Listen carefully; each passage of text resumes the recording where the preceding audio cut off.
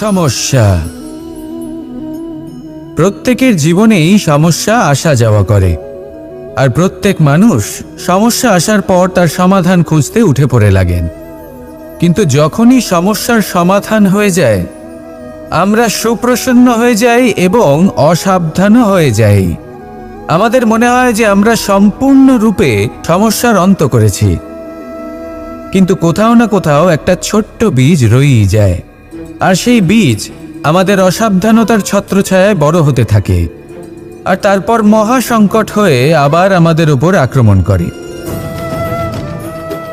এই সংকট যে কোনো রূপে আসতে পারে, কোনো শত্রুর রূপেও আসতে পারে, বা কোনো মহামারীর রূপেও আসতে পারে।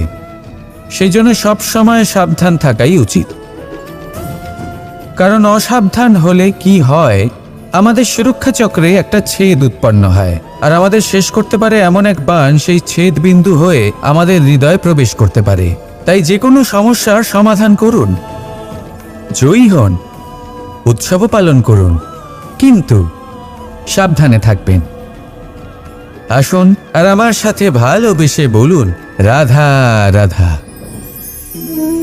কর্ম, ধর্ম আর কর্তব্য, এই তিনটি একে অপরের সাথে জড়িত, আর অনেক সময় এই তিনটি পালন করতে করতে আমাদের সেই ব্যক্তির সামনে গিয়ে দাঁড়াতে হয়, তার বিরুদ্ধেই যেতে হয়, যাকে আমরা সব থেকে বেশি ভালোবাসি।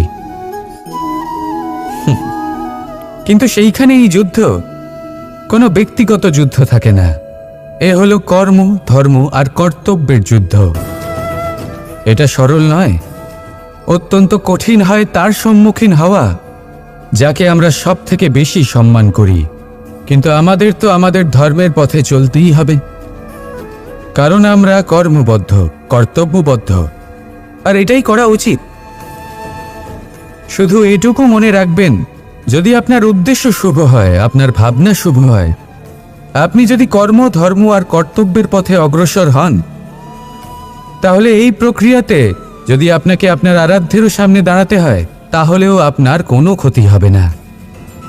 তাহলে আসুন আর আমার সাথে ভালোবেসে বলুন, রাধা রাধা।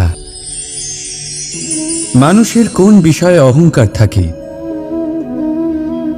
সময়, ক্ষমতা, শরীর আর সম্পত্তি। আর এই চারটেই সর্বদা সঙ্গে থাকে না। কি বিচিত্র ব্যাপার! আপনি নিজেই দেখুন, সময় আজ ভালো হলেও কাল অবশ্যই খারাপ হতে পারে। ক্ষমতা আজ আপনার থাকলেও কাল তা নাও থাকতে পারে। এই শরীরটা তো নশ্বরই বটে। যত আপনি বার্ধক্যের দিকে অগ্রসর হবেন, দুর্বল হতে থাকবেন, সৌন্দর্য ক্ষীণ হতে থাকবে। আর সম্পত্তি আজ আপনার, কাল অন্য কারোর হয়ে যাবে।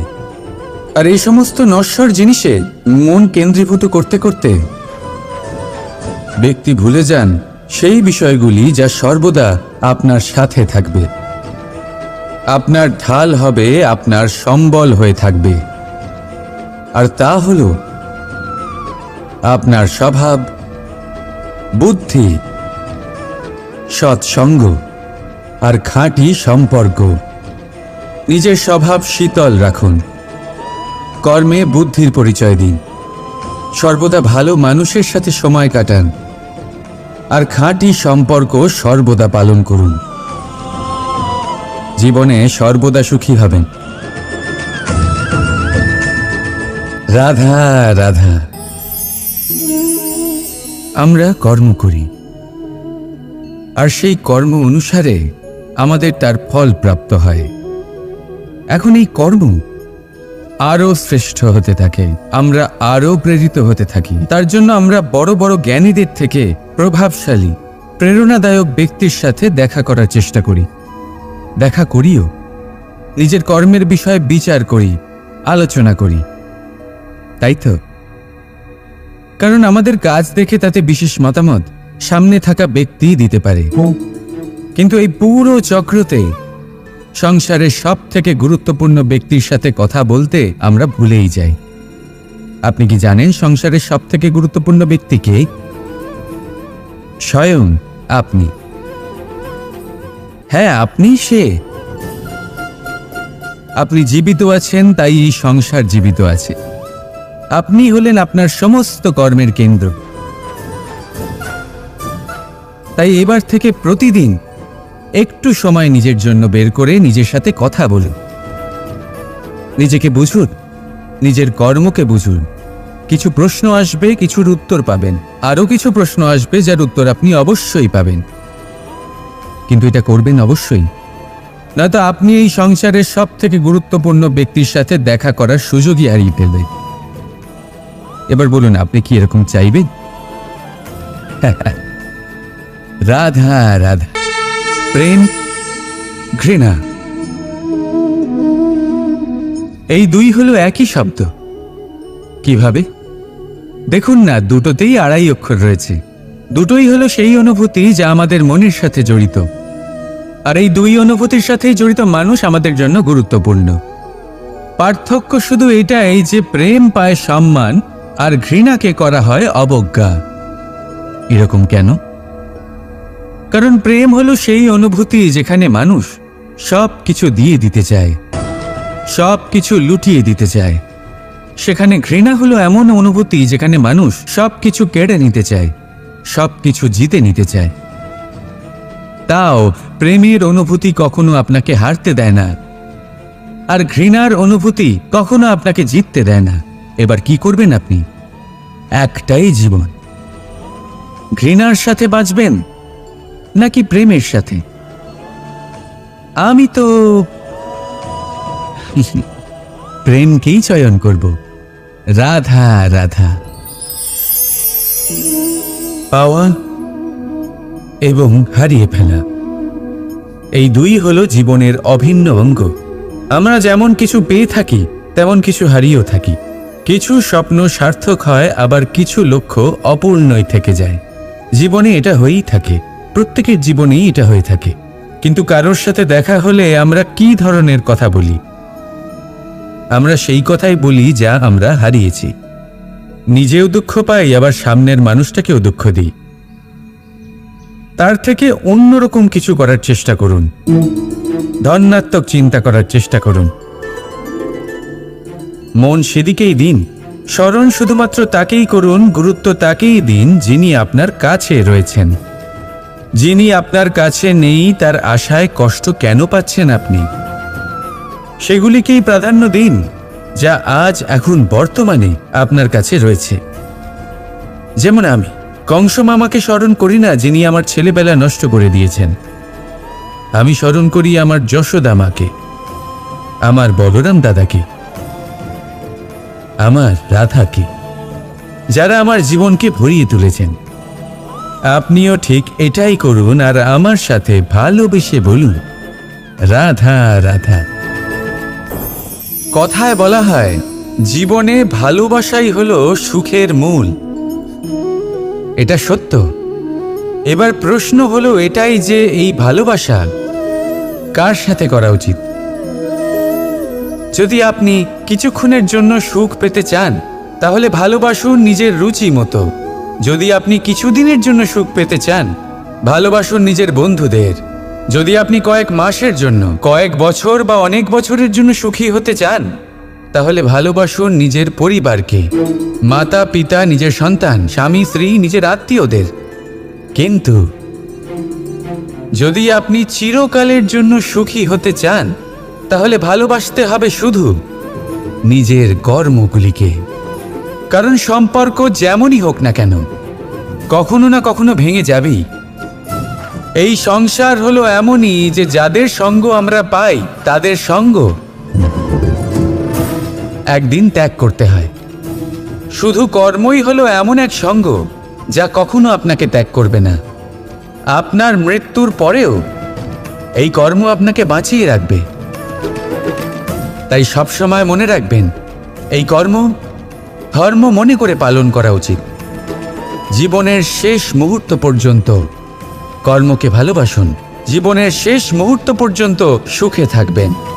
আর আমি তো সবসময় বলি, শুধু কর্ম করতে থাকো, ফলের চিন্তা করো না। তাহলে আসুন আর আমার সাথে ভালোবেসে বলুন, রাধা রাধা।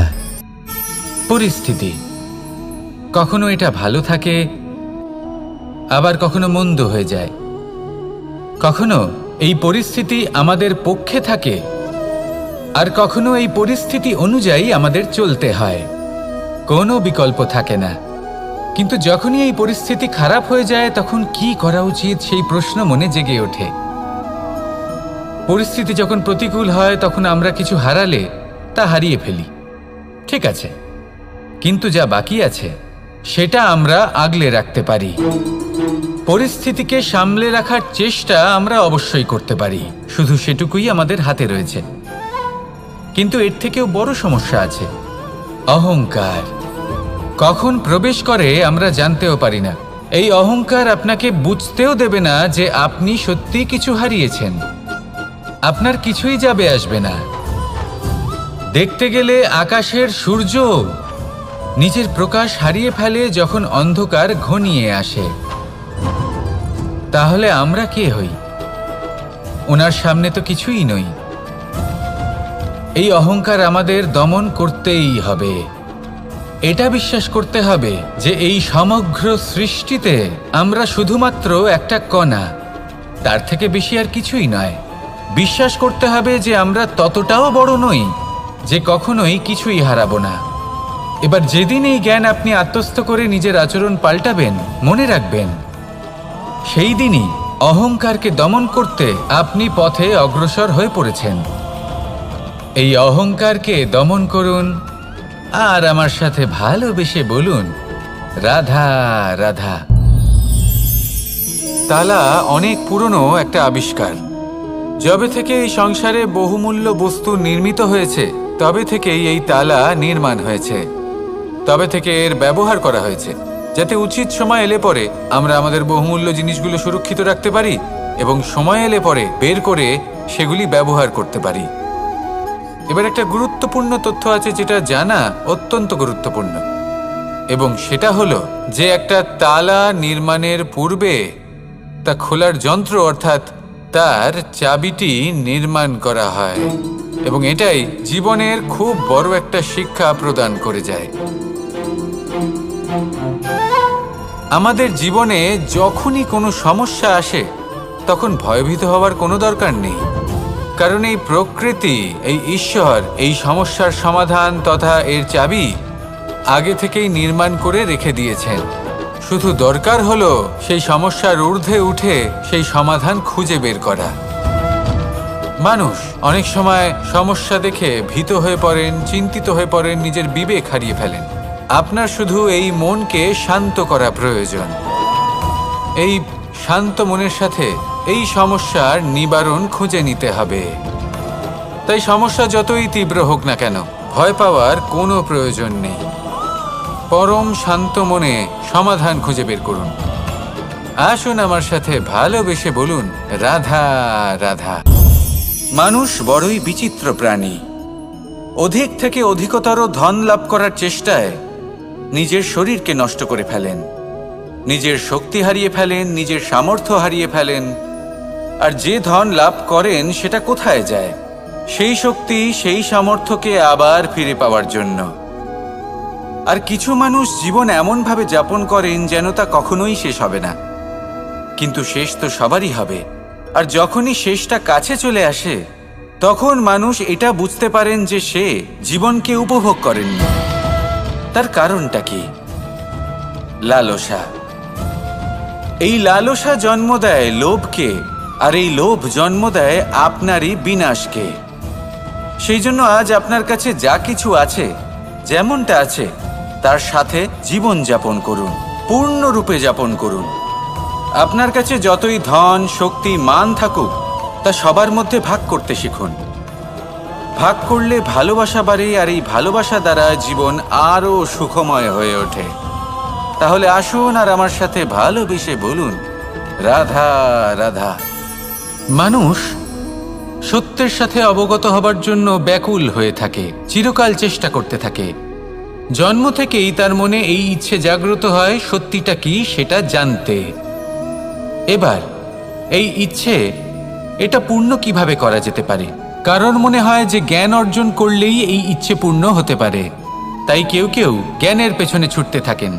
কেউ এটা ভাবেন যে এই ইচ্ছে পূর্ণ করা যেতে পারে ধন আর শক্তির দ্বারা, তাই তারা ধন আর শক্তি প্রাপ্ত করতে চান। কেউ আবার ভাবেন যে অন্তরের মন্থন দ্বারা এটা সম্ভব হতে পারে। এবার এটাও সত্যি যে মন্থন করলে অমৃত লাভও সম্ভব হতে পারে, কিন্তু তার জন্য এই মন্থন করার জন্য একটা উচিত দিকে অগ্রসর হওয়া প্রয়োজনীয়। উচিত সংযমের দ্বারা সামনে এগোতে হবে, আর কোনো আশা না করে সামনে এগিয়ে যেতে হবে, তবেই এটা সম্ভব হতে পারে। একটা বাদ্যযন্ত্রের কথা ভেবে দেখা যাক। তার থেকে সুর তখনই নির্গত হয় যখন তার তারগুলি ঠিক করে বাঁধা হয়। যদি বেশি বেঁধে ফেলা হয় তাহলে তার ছিঁড়ে যেতে পারে, আর যদি ঢিলে থেকে যায় তাহলে তার থেকে উচিত সুর নির্গত হবে না। একটা অত্যন্ত গুরুত্বপূর্ণ কথা মনে রাখবেন, সত্যকে লাভ করার প্রাথমিক আধার হল অনুশাসন। জীবনে এই অনুশাসন আনুন, সত্য আপনা আপনি আপনার কাছে চলে আসবে, আর এই মন প্রসন্ন হয়ে বলবে রাধা রাধা। জীবনে যখনই কোনো কঠিন কাজ আমাদের সামনে আসে তখন আমরা কারোর না কারোর থেকে সাহায্য চাই, যেটা উচিত। কিন্তু যদি যে কোনো ছোটখাটো বিষয়ে আমরা সাহায্য চাইতে শুরু করি তাহলে কি হবে? তাহলে আমরা নিজেদের সামর্থ্য, নিজেদের যোগ্যতাকে কখনো বাড়তেই দেব না, না আমাদের শক্তি কখনো বাড়বে, কারণ এটা আমাদের অভ্যেস হয়ে যাবে। যাই ঘটুক আমরা কারোর থেকে সাহায্য চাইতে চলে যাব, এটাই আমাদের স্বভাব হয়ে যাবে।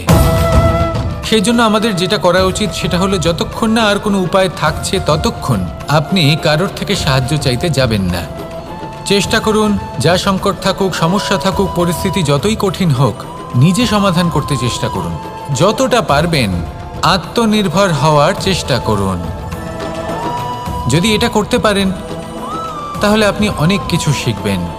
দিন প্রতিদিন আপনার জীবন আরও বেশি উজ্জ্বল হয়ে উঠবে, ব্যক্তিত্বের বিকাশ ঘটবে, আপনার শক্তি বৃদ্ধি পাবে, যোগ্যতা বৃদ্ধি পাবে, আত্মবিশ্বাস জেগে উঠবে, আর আত্মনির্ভর হয়ে মন বলবে রাধা রাধা। আমাদের জীবন হলো একটা উপবনের মতো, যেখানে কাঁটাও আছে আবার ফুলও আছে। আর যদি আপনি ফুল লাভ করতে চান তাহলে কাঁটার সংস্পর্শে তো আপনাকে আসতেই হবে। এটাই জীবনের সত্য। আমাদের জীবনে, আমাদের পরিবারে, আমাদের সমাজে দেখবেন ভিন্ন ভিন্ন ধরনের মানুষ আছে। কেউ আছেন দুর্জন, কেউ সজ্জন, কেউ শত্রু হন তো কেউ মিত্র। যদি আপনি দুর্জনদের কাছে যান তাহলে শুধুই কষ্ট পাবেন, যদি আপনি শত্রুর কাছে যান তাহলে ঝামেলায় জড়িয়ে পড়বেন। তার চেয়ে ভালো আপনি সজ্জনদের কাছে যান, আনন্দ এবং জ্ঞান লাভ করবেন। নিজের মিত্রদের কাছে যান, আপনি সাহস লাভ করবেন। আরও একটা কথা বলি, এই জীবন এত বড়ও নয় যে আপনি প্রত্যেক সমস্যায় প্রত্যেক মানুষের সাথে ঝামেলায় জড়াবেন। শুধু যার সাথে আপনার মনের মিল হবে তাকে প্রণাম করুন, আর যার সাথে মনের মিল হবে না তাকে দূর থেকে প্রণাম করুন। কিন্তু মনের মধ্যে থেকে প্রেমের বোধ কোথাও যেতে দেবেন না, কারণ এই ভালোবাসাই শেষ মুহূর্তে আপনার উচিত পথ প্রদর্শন করবে। তাই এই ভালোবাসাকে মনে জাগ্রত রাখুন, আর এই ভালোবাসার সাথেই বলুন রাধা রাধা। কোনো এক সময়ের কথা, একজন জেলের একটা ছোট্ট পুত্র ছিল। সে ভাবল যে আমি আমার বাবার মতোই মাছ ধরব। তখন সে একটা লাঠি নিল, তাতে দড়ি বাঁধল, আর সেই দড়ির মুখে যে কাঁটা বিঁধে থাকে তাতে চারা ঝুলিয়ে জলে ফেলল আর বসে থাকল। কিছু সময় পরে জলে একটি তরঙ্গ দেখা গেল। ও বুঝতে পারল খুব বড় একটা মাছ ফাঁদে পড়েছে। ও বল প্রয়োগ করলো, সেটা টানার চেষ্টা করলো, মাছও বল প্রয়োগ করলো, আর শেষে যেটা হলো সেই দড়ি ছিঁড়ে গেল আর মাছ বেঁচে পালিয়ে গেল। দেখুন, ও অনেক চেষ্টা করলো কিন্তু অসফল হলো। কখনো অধিক বল প্রয়োগ করলো, আবার কখনো কম বল, কিন্তু কিছুতেই সফল হলো না। ও পঞ্চমবার প্রচেষ্টা করলো, না বেশি বল প্রয়োগ করলো না কম, ততটাই বল প্রয়োগ করলো যতটা পর্যাপ্ত, ঠিক ততটাই বল, যতটা বল সেই মাছ প্রয়োগ করলো, আর শেষ পর্যন্ত জীবনে প্রথমবার ও মাছ ধরতে সফল হলো। এবার এই কথার সারমর্ম কি? ভারসাম্য। এটাই হলো জীবনের সবথেকে বড় নিয়ম। আমাদের সবার জীবনে সমস্যা রয়েছে, কখনো মন দিয়ে ভেবে দেখবেন। জীবনে যদি কোনো ক্ষুদ্র সমস্যা বা ছোট সমস্যা থাকে আর সেটা সমাধান করার জন্য আপনি বেশি চেষ্টা করছেন, তাহলে তার দ্বারা সমাধান হয় না, বরং আরও বিপদ বেড়ে যায়।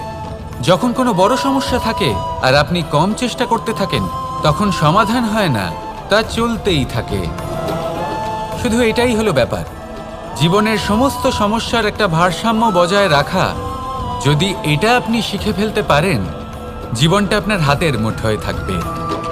আসুন আমার সাথে ভালোবেসে বলুন, রাধা রাধা।